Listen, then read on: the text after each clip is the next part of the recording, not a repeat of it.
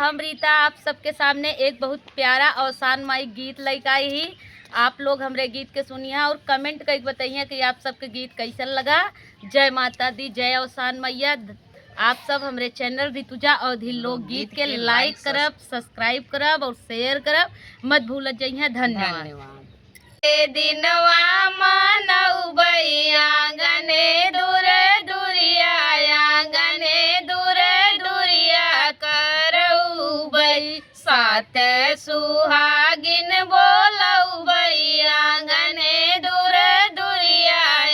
गने दूर दूरिया करऊ बई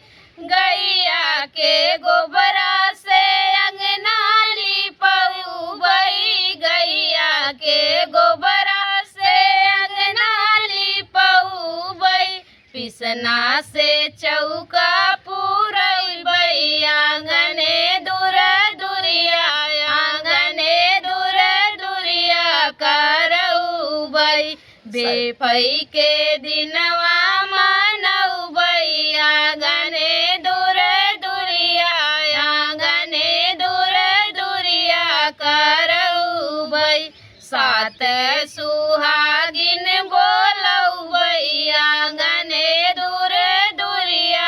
आंगने दूर दूरिया कान मई के सिंदूरा चढ़ऊ बई अपने अवसान मई के सिंदूरा चढ़ऊ बई मिलके चरनिया दबऊ बई आंगने दूर दूरिया आंगने दूर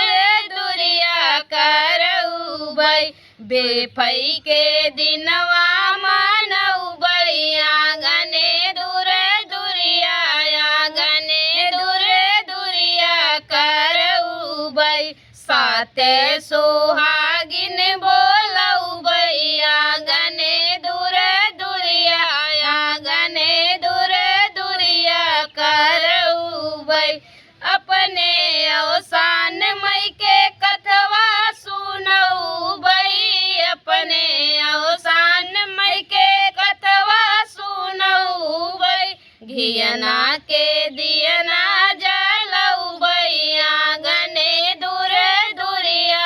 आंगने दूर दूरिया करऊ बई सात सुहा